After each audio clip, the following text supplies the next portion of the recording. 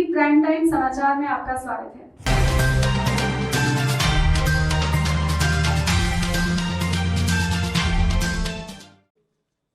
प्रधानमंत्री नरेंद्र मोदी जी की अगुवाई में सरकार बनी है। उनका एक विजन है देश के डिजिटल एम्पावरमेंट का, देश को डिजिटली मजबूत करना। पहला कार्यक्रम डिजिटल इंडिया का था, आपने देखा होगा। आज आप देखें कि हमने लगभग 450 स्कीम में लोगों के बैंक अकाउंट में डिजिटली पैसा भेजना शुरू किया, डीबीटी, डायरेक्ट बेनिफिट ट्रांसफर। अब तक 13 लाख करोड़ रुपए हम लोगों ने भेजे हैं। 1,70,000 करोड़ करीब बचा, सैकड़ों करोड़ रुपया ऐसी जगह पहुंचाया जहां कोई ना बैंक था ना कोई एटीएम था। तो डिजिटल इकोसिस्टम देश का हमने बढ़ाया। डिजिटल इंडिया, फिर भारत के 2.5 लाख ग्राम पंचायत में ऑप्टिकल फाइबर ले जाना। पिछले 15 अगस्त को प्रधानमंत्री जी ने घोषणा किया कि मैं अब देश के 6 लाख ग्राम पंचायतों में हम एक ऑप्टिकल फाइबर शुरू करेंगे। उसका श्री गणेश बिहार से हुआ। 45,000 गांव को हम जोड़ने वाले हैं, गांव तक ऑप्टिकल फाइबर। तो ये पूरा देश में हम डिजिटल बदलाव कर रहे हैं। और देखिए आप लोग, एक बात और समझिए, थोड़ा मैं इसको और बैकग्राउंड में दे दूं। आज पूरा हमारा digital India, direct benefit transfer Aadhaar के साथ, पूरा जीएसटीएन, पूरा digital payment, fintech industry, UPI, और हमारा जो स्वास्थ्य की योजना चलती है आयुष्मान भारत, ये सब डिजिटल बेस पे चलती है और सब भारत में इसको हमने डेवलप किया है। तो जिस तरह से हम देश के पूरे डिजिटल तंत्र को मजबूत कर रहे हैं जनता की सहूलियत के लिए, ये बताना बहुत जरूरी है।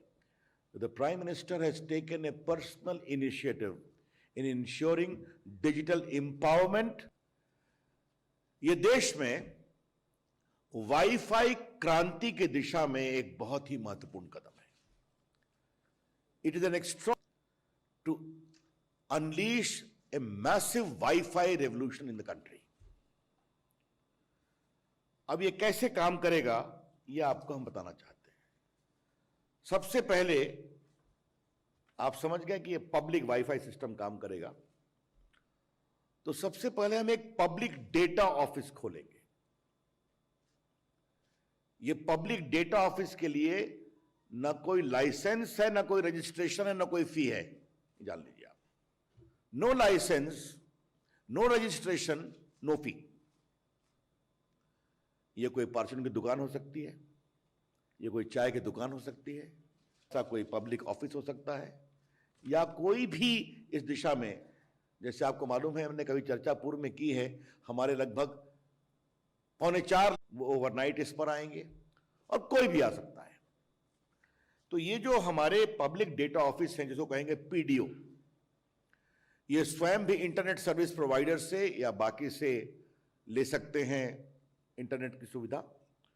और एक दूसरा है पब्लिक डेटा एग्रीगेटर।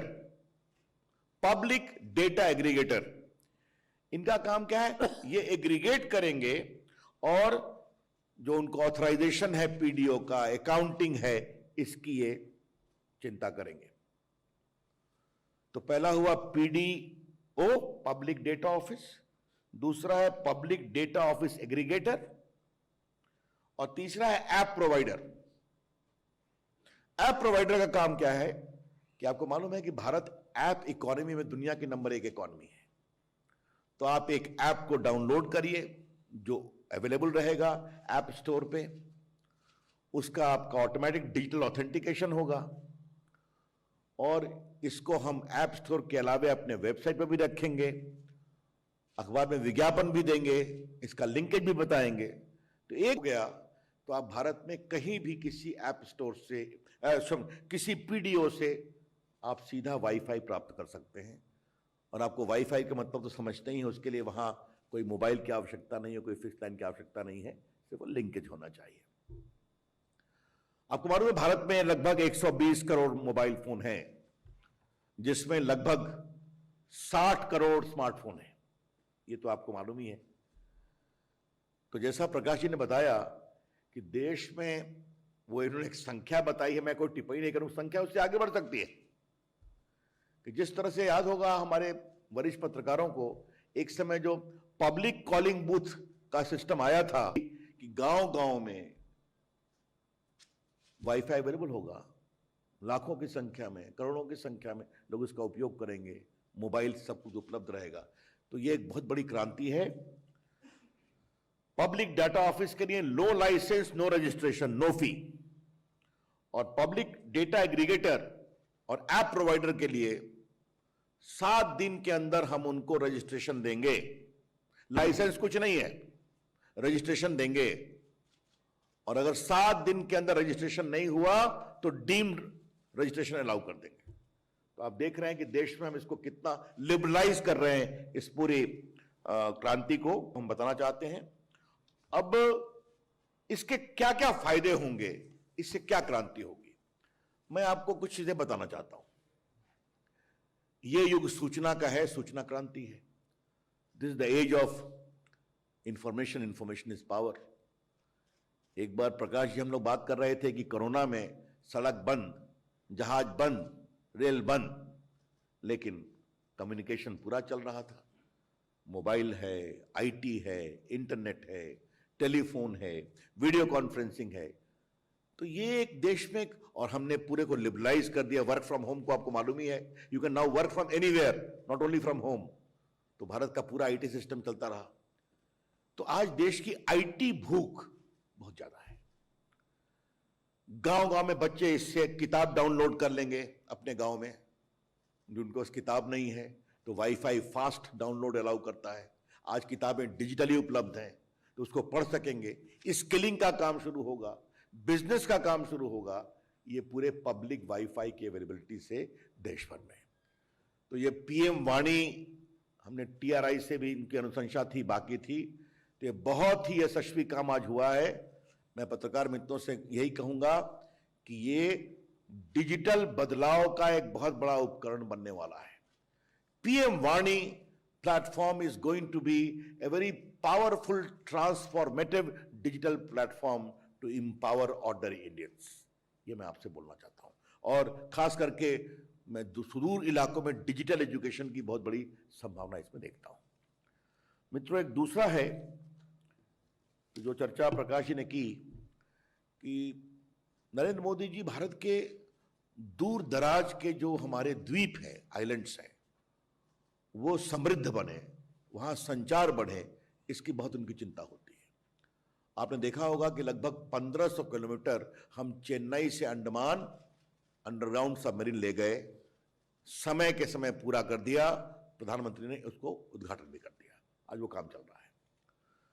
उसी प्रकार से लक्षद्वीप पे जो जितने 11 आइलैंड्स हैं, मेन तो उनका कवराती है, इसके अलावा मैं नाम पढ़ दूं क्योंकि लक्षद्वीप के लोग इसकी बहुत प्रतीक्षा कर रहे हैं, और दूरदर्शन से मैं आग्रह करूंगा कि इसको जरूर दिखाएं कम से कम वहां पर। ये 11 आइलैंड हैं, कवराती, कल्पेनी, अगाती, अमीनी, अंद्रौत, मिनिकॉय, बंगाराम, बित्रा, चेलाट, किल्तन एंड कदमत। आपको प्रेस रिलीज में मिलेगा। लक्षद्वीप में टूरिज्म की असीम संभावना है। मैं लक्षद्वीप हम लोग गए हैं, शायद प्रकाश जी आपका जाना, मतलब उसका जो ब्लू वाटर है, it is comparable to the best in the world, और बड़े शांत लोग हैं। तो वहां कनेक्टिविटी की बात हमेशा आती थी। तो आज ये हमने प्रस्तावित किया है, 1000 दिन में इसको पूरा करेंगे, और इसमें बिल्कुल सेफ, सिक्योर, बीएसएनएल के द्वारा जैसे वहां उसको इंप्लीमेंट किया था, यहां भी इंप्लीमेंट करेंगे। तो ये भी, इसकी कुल राशि 1072 करोड़ की है, ये आपको हम बताना चाहते हैं, और बाकी सब कुछ इसमें लिखा हुआ है। और जो हम लोगों ने एक बड़ा निर्णय किया है, जो प्रकाश जी ने आरंभिक टिप्पणियां की, कि हमारे प्रधानमंत्री जी हमेशा ये आग्रह करते हैं, निर्देश रहता है कि नॉर्थ ईस्ट की चिंता होनी चाहिए। हम लोग अपने सारे विभाग में उसकी चिंता करते हैं, और वहां कनेक्टिविटी तो बहुत बड़ा विषय है। तो 4G का काम बाकी सब जगह चल रहा है, कई जगह पूरा हो गया है, आसाम में, बाकी जगह पर दो जगह बचे हुए थे, एक अरुणाचल प्रदेश और दूसरा हमारे दो जिले कार्बी अंगलोंग और दीमा हासाओ आसाम के। तो आज हम 4G कनेक्टिविटी के लिए आसाम के दो गांव और पूरा अरुणाचल, ये 4G हुल आज प्रधानमंत्री जी की अगुवाई में कैबिनेट में हम लोगों ने इसको अप्रूव कर दिया है, जिसके अंतर्गत लगभग 2374 गांव, 283 हैं अरुणाचल में और 691 हैं दोनों जिले आसाम के, और हम 1533 मोबाइल टावर स्थापित करेंगे 4G के। तो आप देख रहे हैं कि आज ये तीनों निर्णय, वाणी, पीएम वाणी, लक्षद्वीप में अंडरग्राउंड केबल कनेक्टिविटी के लिए, और तीसरा अरुणाचल और असम के दो जिलों के लिए, तो देश की संचार क्रांति की दिशा में बहुत ही महत्वपूर्ण निर्णय है। तो ये मुझे आपको बताना था। धन्यवाद। गंगवार जी, आप अभी बताओ। धन्यवाद। हमारे साथ बैठे हमारे दोनों वरिष्ठ सहयोगी साथी मित्रों, आज जैसा भी बताया गया कि माननीय प्रधानमंत्री जी की अध्यक्षता में कैबिनेट ने एक आत्मनिर्भर भारत रोजगार योजना को मंजूरी दी है। मित्रों, हम जिस मंत्रालय में हैं, सामान्यतः लोग कहते हैं कि पूरे एक साल में नौकरियों के अवसर कम हो रहे हैं, ख़त्म हो रहे हैं, पर हमने इस महामारी को कैसे पॉजिटिव बदला जाए इसके हिसाब से काम किया है। कोविड-19 महामारी के परिप्रेक्ष्य में इस समय आत्मनिर्भर भारत योजना एक तरफ एक नए रोजगार सृजन की ओर आवश्यक प्रोत्साहन दे रही है, वहीं दूसरी तरफ हमने सीधे उद्योगों के रूप में उनको वित्तीय सहायता भी पहुंचाने का काम किया है। इसके अतिरिक्त इस योजना के माध्यम से ज़्यादा से ज़्यादा कर्मचारी सामाजिक सुरक्षा के दायरे में आ पाएँ। इस योजना के द्वारा हमने इनफॉर्मल से फॉर्मल इकोनॉमी भी जाने की दिशा में काम किया है। मैं एक आपके संज्ञान में लाना चाहूँगा, हमारी सरकार जब 2014 में आई, तब हमारे देश में इस फॉर्मल इकोनॉमी के अंतर्गत, फॉर्मल रोजगार के अंतर्गत करीब करीब 6 करोड़ के आसपास कर्मचारी साथी काम करते थे। पर आज मुझको आपको बताते हुए अच्छा भी लग रहा है, इस सब के बाद भी इस समय आज इस फॉर्मल इकोनॉमी के अंतर्गत ऑर्गेनाइज्ड मजदूरों की संख्या 10 करोड़ के आसपास है। ये सीधा इस बात को प्रदर्शित करता है कि हमारी सरकार कैसे और किस रूप पे काम कर रही है। इस योजना के तहत हमने उन कर्मचारियों को चुना है जिनका मासिक वेतन 15,000 रुपये से कम है, और योजना के माध्यम से हम एक गरीब कल्याण के प्रति अपनी प्रतिबद्धता भी बताने का काम करते हैं। और ये योजना उन सब पर लागू होगी जो 1 अक्टूबर 2020 से 30 जून 2021 तक नौकरी पर रखे जाएंगे, क्योंकि मार्च के बाद से लेकर बताया जाता है बहुत सारे लोग निकाल दिए गए, वो भी अब अगर रखे जाएंगे उनको रखा जाएगा। और इसमें एक खास बात यह है, इनका 24% अंश यानी 12 नियोक्ता का और 12 श्रमिक का, ये सारा का सारा EPF अंशदान देगी। और ये उन सब कर्मचारी में होगा जिस संस्थान में 1000 तक कर्मचारी कार्यरत हैं। 1000 तक के सारे कर्मचारियों का 24% अंश भारत सरकार 2 साल तक देने का काम करेगी, और जहां पर 1000 से ज़्यादा हैं वहाँ पर इस अंश में कुछ कमी हो जाएगी, केवल 12% अंश एम्प्लॉइज़ का दिया जाएगा। मित्रों, ये 2 वर्ष तक के लिए दिया जाएगा। सरकार कोविड के दौरान जिन लोगों की नौकरियां छूटी हैं उनके प्रति बहुत ही संवेदनशील है, और हमारा मानना है कि जिनकी नौकरी छूट गई है उन सबको हम पुनः नौकरी पर देने की बात कर रहे हैं, और नौकरी के लिए कोई उन्हें समस्या ना आए, क्योंकि हमारे पास लोग आते हैं और जब हम उनसे कहते हैं तो समझ में आता है। इसमें एक और भी हमने डायरेक्शन दिया है कि जिस संस्थान में 50 कर्मचारी तक हैं वहाँ कम से कम 2 अगर नए लोगों को नौकरी मिलती है तो उनको इस रूप में सहायता मिलेगी, और जहाँ पर 50 से अधिक हैं वहाँ कम से कम 5 साथियों को नौकरी देने का काम करना होगा। इस योजना के अंतर्गत हमने अंदाजा लगाया है करीब 22,810 करोड़ रुपए खर्च होगा। मित्रों, इस प्रकार आपकी जानकारी में है कि इससे पहले भी एक हमने स्कीम चालू की थी, 2016 से 2019 के बीच में रोजगार सृजन के लिए प्रोत्साहन स्कीम, वो उसको लाभ मिला और उसमें 12% अंश केंद्र सरकार द्वारा दिया जाता था। पर अब हम जो आज इस बार जो योजना दे रहे हैं वो 24 का 24% अंश केंद्र सरकार देने का काम करेगी। ये बात सही है कि उस योजना से करीब 1 करोड़ 21 लाख लाभार्थियों को लाभ मिला था और इसमें भी अभी लोग पूछ रहे हैं, लाखों लोगों को लाभ मिलेगा और लोग इस संदर्भ में बात कर रहे हैं कि ये तो आपने हमको व्यक्तिगत मिलकर कहते हैं कि आपने जो हम चाहते थे उसके हिसाब से आपने कदम उठाया है। हमने कहा जो भी आपको नौकरी देगा उसका 24% हिस्सा भारत सरकार देने का काम करेगी। लोग इसको काफ़ी अप्रिशिएट कर रहे हैं, इसको पसंद कर रहे हैं, तो ज़्यादा से ज़्यादा लोग इसका लाभ उठाएं, ये हमारा मानना है। तो अब ऑर्गेनाइज सेक्टर में जैसा मैंने शुरू में कहा कि जब हमारी सरकार आई थी, आदरणीय प्रधानमंत्री जी ने देश को चलाने का काम किया था, तब 6 करोड़ के आसपास संगठित मजदूर थे और आज ये संख्या 10 करोड़ से ज़्यादा है। तो इसका मतलब 4 करोड़ संगठित क्षेत्र में मजदूरों की संख्या बढ़ी है। हम इतना ही कह सकते हैं कि हमारी जवाबदेही मजदूरों के प्रति पूरी है और गरीब मजदूर के प्रति और ज़्यादा है, उसके हिसाब से हम काम कर रहे हैं। और वास्तव में 15,000 से कम वेतन पाने वाले श्रमिकों को टेक होम सैलरी भी अब बढ़ेगी और इकोनॉमी में भी डिमांड जनरेट होगी। मेरा मानना यह है कि वास्तव में इसका लोग उठा रहे हैं लाभ और उसके हिसाब से हम काम कर रहे हैं। धन्यवाद। धन्यवाद sir. Friends, now the floor is open for questions. And 9. Yeah, please use the placard here. Sir नमस्कार, शिशिर हिंदू बिजनेस लाइन से। सर ये जो नई योजना है इसमें कितने लोग आप उम्मीद करें, चूंकि रकम आपकी 22,000 करोड़ रुपए से ज़्यादा की है, तो कितनी लोगों को रोजगार इस योजना के तहत मिल पाएगी, इसकी कोई संख्या तय हुई है? ना, हमारा मानना है कि हम अभी चूँकि शुरुआत की है और तो तभी हम इसके बाद में इसकी पूरी विस्तृत जानकारी दे पाएंगे, पर हमारा मानना है कि इसका ज़्यादा से ज़्यादा साथी लाभ उठाएंगे। Number 6.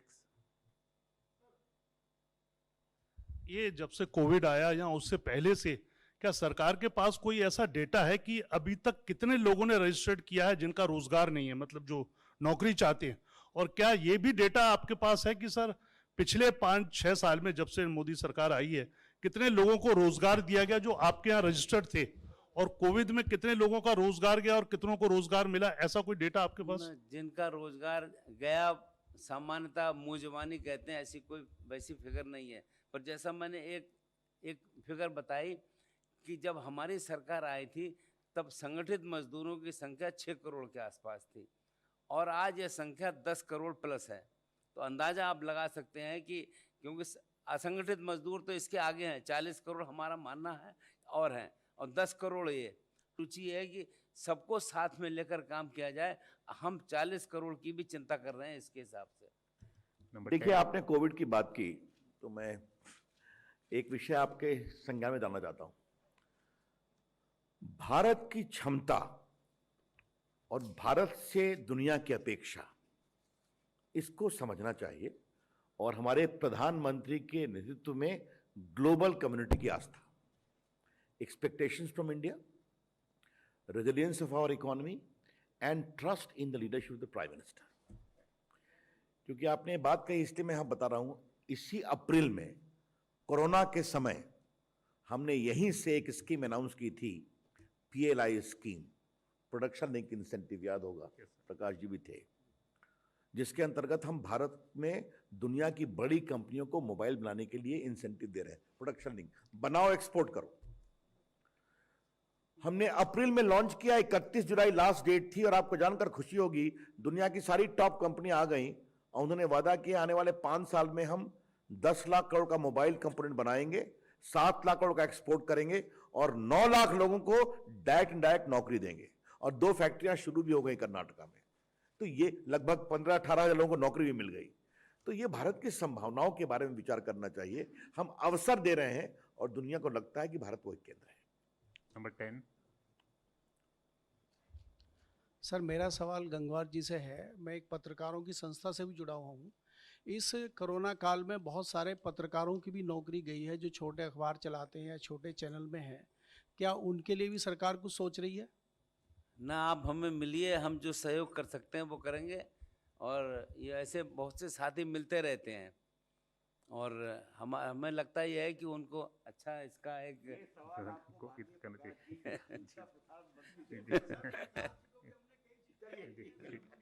महेश, आप चिंता मत करिए, आइए। नंबर 20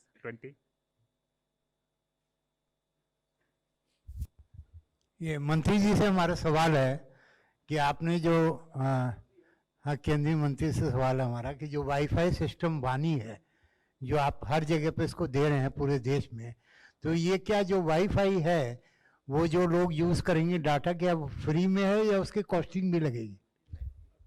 जैसे आपको बता दूं, आपको जैसे आप चाय की दुकान के डेटा सेंटर पर गए वाईफाई, या परचून की दुकान पर गए, किसी ऑफिस में गए,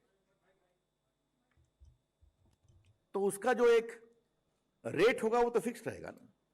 अब जैसे आप सिम कार्ड खरीदते हैं ना, 500 का सिम कार्ड लेंगे या 100 रुपए का लेंगे या 50 रुपए का लेंगे, उसी प्रकार से आप उसका उपयोग करेंगे। वो पूरा सिस्टम में उसमें सरकार हस्तक्षेप नहीं करने वाली है, हम पूरा इसको कॉम्पिटिटिव बनाने वाले हैं देश भर में। तो हो सकता है कि ये बहुत विस्तृत फैल जाए, तो जैसे होता है थोक का माल लीजिएगा तो सस्ता पड़ेगा, खुदरा लीजिएगा तो महंगा पड़ेगा, इसको हम मार्केट के ऊपर छोड़ेंगे। आज वैसे देखिए, मार्केट के ऊपर छोड़ने से क्या फायदा होता है कि आज भारत का डेटा कॉस्ट वर्ल्ड का सबसे लोएस्ट है, इसको भी ध्यान रखिए। 42 सर रवि जी या प्रकाश जी जो भी उचित, दोनों चाहें तो दोनों दे सकते हैं। सर ये सरकार डेटा भी सस्ता में उपलब्ध करा रही है, रोजगार भी कोविड काल में जिनकी गई है उनको दे रही है, रिफॉर्म्स भी बहुत कर रही है और किसानों के लिए भी कई योजनाएं लागू की गई हैं। आज सवाल केवल दो है सवाल, आपको लग रहा है टू मच डेमोक्रेसीकरण से रिफॉर्म्स भारत वो थोड़ा उसमें परेशानी होती है जैसा नीति आयोग का मानना है, और दूसरा आज जो सरकार ने प्रस्ताव दिया है किसानों को, उनकी लगभग सभी जो मांगे थी वो मान ली, सरकार उसमें लचीला रुख अपनाया। आपको लगता है ये आंदोलन और जो सीज है दिल्ली ये खत्म हो जाएगा? दो अलग अलग इशू। मैं इसका उत्तर, आपको मालूम है नियम कि यहाँ कैबिनेट के डिसीजन बताए जाते हूँ। जब एक अंतिम दौर की एक तरह से अगर बातचीत हो रही है या कोई निगोशिएशन है तो ये वर्क इन प्रोग्रेस माना जाता है, और वर्क इन प्रोग्रेस की रनिंग कमेंट्री नहीं होती है, और इसलिए इसमें आज इतना ही बता सकते हैं कि that is work in progress. Last question 38 एक बात मैं क्लैरिफाई कर दूं, जिसने आपने लोकतंत्र पर जो बात किया है टिप्पणी को लेकर के, उनके द्वारा क्लैरिफाई कर दिया गया था। भारत को अपने लोकतंत्र पर बहुत गर्व है, और हमें इस बात का और भी कि देश के लोग भारत के प्रधानमंत्री को स्नेह करते हैं, उन पर विश्वास करते हैं, और ये बार बार इसका प्रकटीकरण हो रहा है जो आज प्रकाश जी ने दिन में पूरे प्रेस से बताया है कि राजस्थान में भी हम लोग जीत गए हैं गांव में। तो लोकतंत्र के माध्यम से हम काम करेंगे और जनता का विश्वास भी है। Last question 38 My question also related to the response that you gave to the I think the focus of the cabinet. Please, that's also, I'm coming to the cabinet angle. So has the cabinet taking view of the flash which is doing the round in the, that that the government has agreed to amend the farm laws. Now whether, if you have agreed, has the cabinet taken a view on it, and if so, are you going to bring an ordinance or you are going to bring it in a parliament through a law? Okay. आप कहां से देखकर ये पूछ रहे हैं?